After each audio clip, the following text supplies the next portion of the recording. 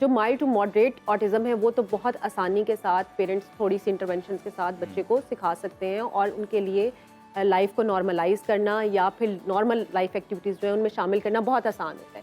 لیکن جو سویئر یا پروفاؤنڈ لیول کے ساتھ ہوتے ہیں ان کو کافی حد تک مشکل پیش آتی ہے. باپ بتاتا ہے آ کے کہ ویسے ہمیں بالکل یہ رسپونڈ نہیں کرتا تھا, لیکن جو ہی میں گاڑی سٹارٹ کرتا ہوں باہر گیراج میں 10 فٹ کے فاصلے پہ یا 15 فٹ کے فاصلے پہ, تو اس کو یہ فوراً آواز آ جاتی ہے اپنے انٹرسٹ کی چیزوں میں زیادہ. اچھا, اب اس سے یہ اندازہ ہوتا ہے کہ ان کی ہیئرنگ تو کام کر رہی ہوتی ہے but they are differently in listening. ہم لسننگ کیا کرتے ہیں, ہم لسننگ کرتے ہیں دماغ سے, برین سے. ہیئرنگ تو ظاہر ہے ہماری ٹھیک ہوتی ہے. ڈاکٹر آفاف صاحبہ وہ ہمارے ساتھ آج اسٹوڈیو میں موجود ہے. السلام علیکم, thank you so much for joining us.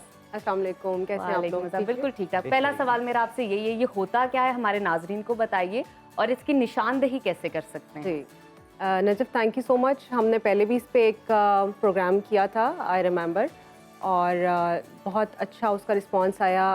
Course لوگ جاننا چاہتے ہیں. اس کی وجہ یہ ہے کہ یہ ایک ایسا ٹاپک ہے جس پہ پیرنٹس کو بہت زیادہ اویئرنیس نہیں ہے, اور خاص طور پہ جن کو تھوڑی اویئرنیس ہو جاتی ہے, پتہ چل جاتا ہے کہ آٹزم ہے, but they do not know where to go for the help.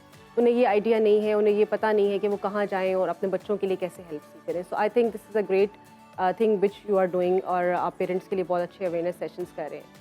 تو your question what is autism. Autism basically ایک نیورو ڈیولپمنٹل ڈس آرڈر ہے. میں تھوڑی آسان لفظوں میں بات کرنے کی کوشش کرتی ہوں تاکہ پیرنٹس جو ہیں وہ اس کو سمجھ سکیں. بچے کے جو ابتدائی سال ہوتے ہیں زندگی کے, پیدا ہونے سے تھوڑا عرصہ پہلے سے لے کے, یعنی پیدائش سے پہلے اور پیدائش کے فوراً بعد کے جو 3 سال ہیں, اس کے اندر یہ جو پرابلم ہے, جو ڈیولپنگ برین ہے, جب برین ڈیولپ ہو رہا ہوتا ہے اس ایج میں بچوں کے ساتھ یہ پرابلم جو ہے وہ ہوتا ہے, اور ان کے جو برین ڈیولپمنٹ ہے اس کے اوپر افیکٹ کرتی ہے یہ چیز, جس کی وجہ سے 3 طرح کی بہت کلیئر سائن اینڈ سمٹمس جب ہمیں نظر آتے ہیں بچوں میں, تو ہم یہ کہتے ہیں کہ یہ آٹزم ہے. وہ 3 سائنس اینڈ سمٹمس کیا ہے؟ ایک یہ ہے کہ دے لیک سوشلائزیشن. ان کو سوشلائز کرنے میں, بات چیت کرنے میں, جیسے ایک دوسرے سے رابطہ رکھنے میں پرابلم ہوتی ہے, اس طرح سے انہیں کمیونیکیشن میں پرابلم آ رہی ہوتی ہے. کمیونیکیشن کا مطلب یہ ہے کہ they can not talk not only verbal بلکہ نان وربل کمیونیکیشن بھی نہیں کر پاتے, جی اشاروں سے بھی نہیں کر پاتے. زیادہ تر ان کی کمیونیکیشن جب یہ تھوڑا 2.5-3 سال کے ہو جاتے ہیں بچے, تو وہ ہینڈ لیڈنگ موومنٹس ہوتی ہیں, یعنی ہاتھ پکڑ کے پیرنٹس کو جو ہے وہ وہاں تک لے کے جاتے ہیں.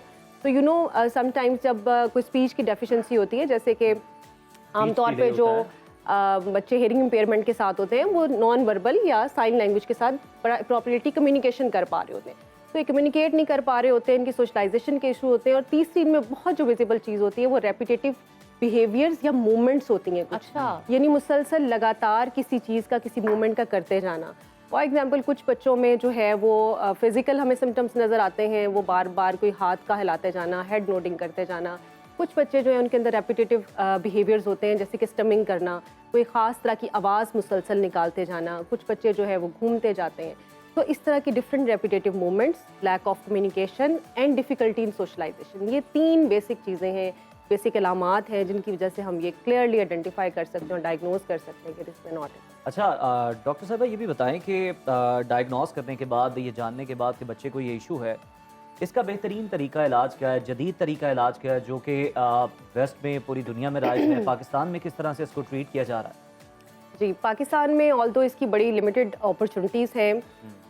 خاص طور پہ جو کچھ بڑے شہر ہیں وہاں پہ تو کچھ نہ کچھ اویلیبل ہے, اویئرنیس بھی ہے, لیکن جو چھوٹے شہر ہیں, چھوٹے علاقے ہیں, وہاں پہ بہت مشکل ہوتی ہے. فار ایگزامپل جیسے میں لاہور میں پریکٹس کر رہی ہوں, میرے پاس پورے پاکستان سے جو ہے وہ ڈفرینٹ جگہوں سے لوگ آتے ہیں, خاص طور پہ پنجاب کے جو ساؤتھ والی سائڈ ہے ہماری, وہاں سے بہت سارے لوگ آتے ہیں, جنوبی پنجاب, اور جو ایسے علاقے ہیں جہاں دور دراز ہیں اور بالکل بھی کوئی اویئرنیس نہیں ہے, فیسلٹی نہیں, کیونکہ یہ بہت ایک ڈیفیکلٹ سچویشن ہے. سب سے پہلے تو یہ کہ بچوں کو سمجھ نہیں پاتے نا, سب سے پہلے تو پیرنٹس نہیں سمجھ پاتے, گھر والے نہیں سمجھ پاتے کہ باقی سب کچھ نارمل ہے, ڈیولپمنٹ نارمل ہے, لیکن وہ رسپونڈ ہی نہیں کر رہا بچہ. اچھا, تھوڑی سی جو ابتدائی علامات ہیں میں وہ بھی بتا دیتی ہوں تاکہ پھر ہم علاج کی طرف جب بات کریں گے تو ہمیں بہتر انداز سے ہم اس چیز کو سمجھ سکیں گے. ابتدائی علامات میں کیا ہوتا ہے کہ بچہ دیکھیں جیسے 6 ماہ کا 8 ماہ کا بچہ ہے, وہ رسپانس کرنا شروع کرتا ہے, سوال جواب کرتا ہے. اس میں بھی 2 اسٹریمز ہیں, کیونکہ یہ اسپیکٹرم کہتے ہیں ہم اس کو, آٹزم اسپیکٹرم ڈس آرڈر. اسپیکٹرم کا مطلب ہوتا ہے ایک وائڈ رینج آف سمٹمس.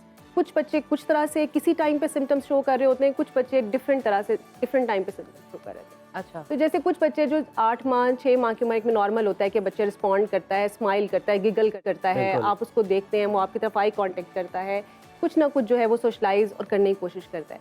अच्छा, पेरेंट्स का ख्याल होता है जब सबसे पहले आते हैं ना, तो वो इस शिकायत के साथ आते हैं कि बच्चा बोलता नहीं है, और वो जब खुद भी आइडेंटिफाई करने की कोशिश करते हैं तो उनका ये ख्याल होता है कि शायद बच्चा सुन नहीं रहा, इसलिए वो हमें रिस्पॉन्ड नहीं कर रहा। स्टबर्ननेस का मुजाहरा कर रहा है। हाँ, मतलब वो सुन नहीं रहा तो हमें रिस्पॉन्ड नहीं कर रहा। अच्छा, यानी आई कांटेक्ट नहीं देता, हम आवाज़ देते हैं तो ये हमें आवाज़ जवाब नहीं देता। जैसे बच्चे अपने नाम के ऊपर रिस्पॉन्ड करते हैं, उसे बुलाएं, प्यार से बुलाएं या गुस्सा करें, वो किसी किस्म का रिस्पॉन्स नहीं करता है। अच्छा, वो इब्तदाई तौर पे ये समझते हैं कि शायद इन्हें कोई हियरिंग का प्रॉब्लम है। फिर अच्छा, पेरेंट्स खुद ही एक्सप्लोर करना शुरू करते हैं, क्योंकि पेरेंट्स के साथ ही ज़्यादा वक्त गुजरता है, और जब एक्सप्लोर करते हैं तो उन्हें अंदाज़ा होता है कि हमारी आवाज़ तो नहीं सुनते, लेकिन कहीं पानी की थोड़ी सी आवाज़ आ रही है कहीं से और उनका इंटरेस्ट है तो वो उसको फ़ौरन रिस्पॉन्ड कर रहे हैं। बाप बताता है आके कि वैसे हमें बिल्कुल ये रिस्पॉन्ड नहीं करता था, लेकिन जो ही मैं गाड़ी स्टार्ट करता हूँ बाहर गैराज में 10 फुट के फासले पे या 15 फुट के फासले पे, तो उसको ये फ़ौरन आवाज़ आ मतलब जाती अपने है। इंटरेस्ट की चीज़ों में एक्टिव हो जाएंगे इस तरह की ज़्यादा। आवाज़ अच्छा, अब इससे ये अंदाज़ा होता है कि उनकी हेयरिंग तो काम कर रही होती है, but they are differently in listening.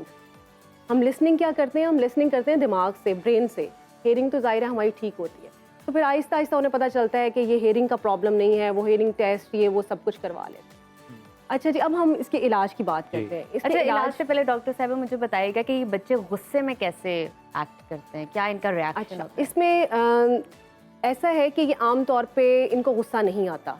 गुस्सा उसकी नहीं वजह ये है कि चूंकि ये इमोशंस को अंडरस्टैंड नहीं कर पाते और इनको ये अंदाज़ा नहीं होता कि हमें कोई बुरा कह रहा है या अच्छा कह रहा है। They have their own world, तो इनको इरिटेशन होती है। इरिटेशन होती है, ठीक है। बेसिकली वो जो इरिटेशन होती है ये वो तब फील करते हैं जब चीज़ें इनके मुताबिक नहीं होती हैं। ओके, ठीक है, यानी इनकी अपनी वर्ड है, इनकी सेंसिटिव परसेप्शंस अपनी है, ये अपने अंदाज से चीज़ों को अंडरस्टैंड करते हैं, देखते हैं।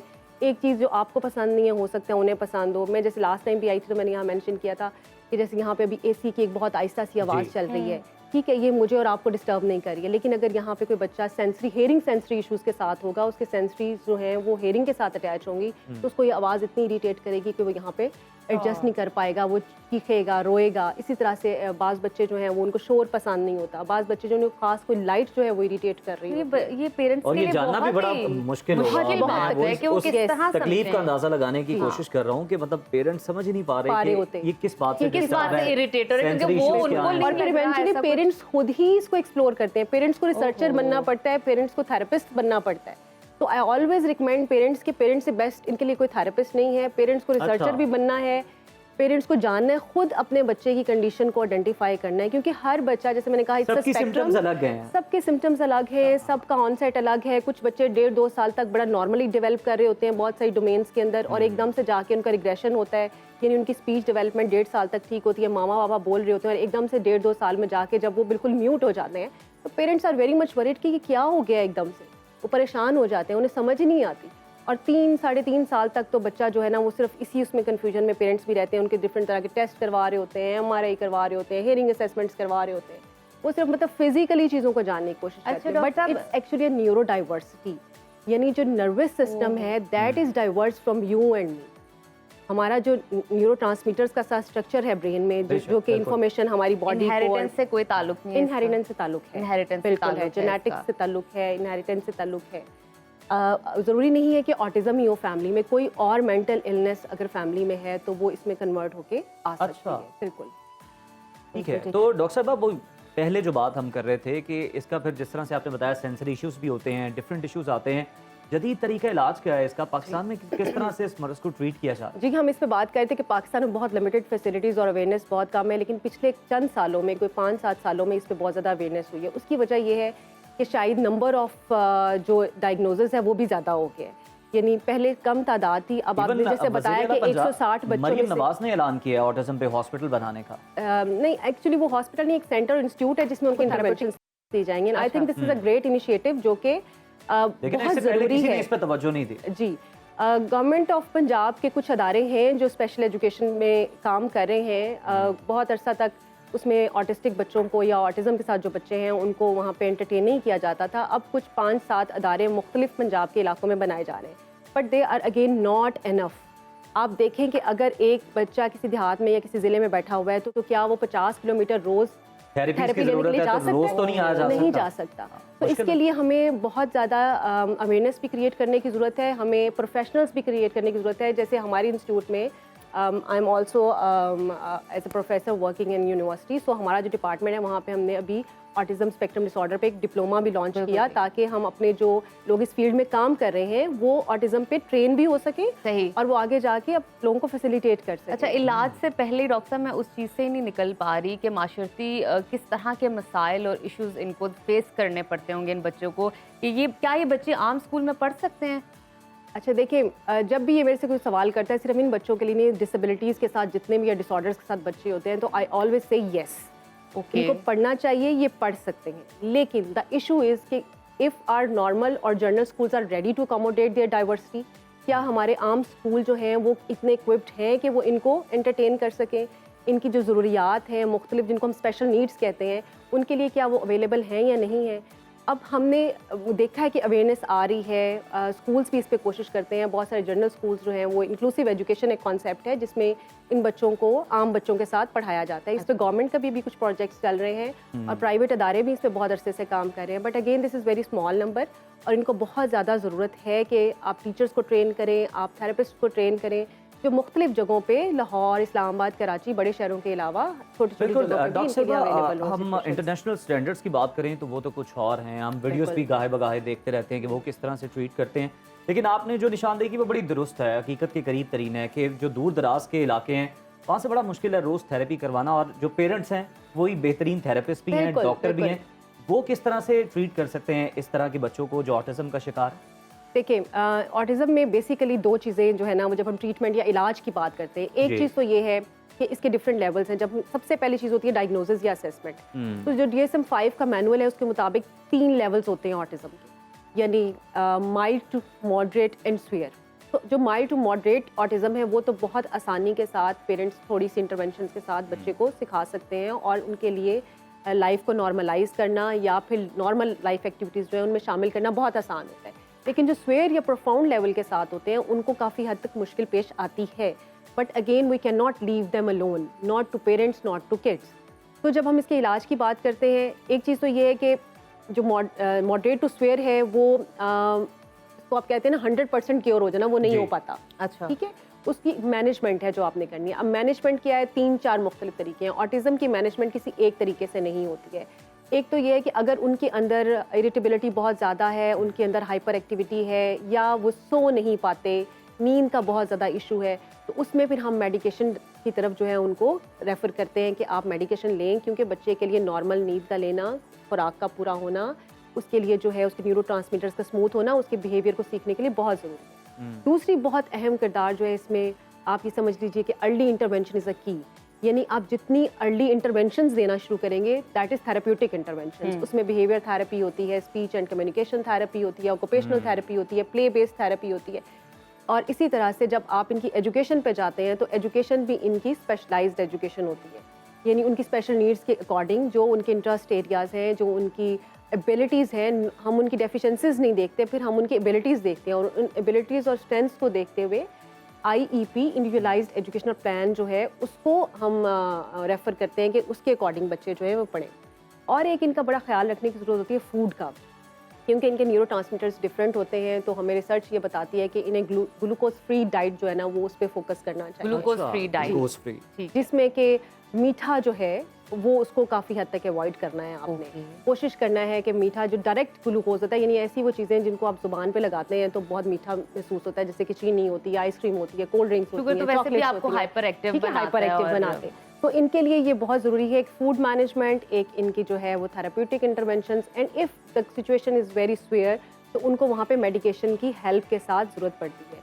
और मेडिकेशन की हेल्प जो है वो नींद बहुत ज़रूरी है। बहुत सारे पेरेंट्स हमें शिकायत करते हैं कि बच्चे सिर्फ 2 घंटे सोते हैं और 4 घंटे सोते हैं, and it's very heart wrenching कि it's not only affects the life of the kid, it affects the life of the family, पूरा फैमिली का। मैं इसी पर आना चाहूँगी, बिल्कुल, छोटा सा बिल्कुल। मैसेज दें पेरेंट्स के लिए, क्या कहना चाहेंगी, क्या वो अच्छा, करें पेरेंट्स अपने के लिए इस मैं चीज़ को हमेशा यही कहती हूँ कि it's a long journey, you have to be very patient, आपको बहुत सब्र तहम्मुल के साथ, और सबसे पहली चीज़ है एक्सेप्टेंस। अच्छा, एक्सेप्टेंस में भी आप ये याद रखें, एक्सेप्टेंस मजबूरी में एक्सेप्ट नहीं करना। आप जब एक्सेप्ट करते हैं, इंटरनेशनली एक्सेप्टेंस के साथ एक वर्ड यूज़ होता है सेलिब्रेशन।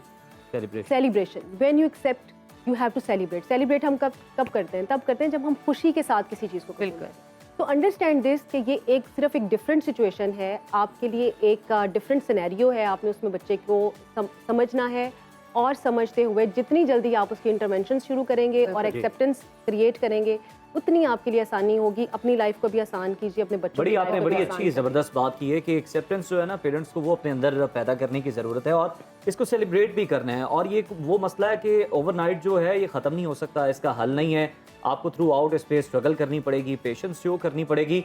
तो आप भी इन चीज़ों पर अमल करें।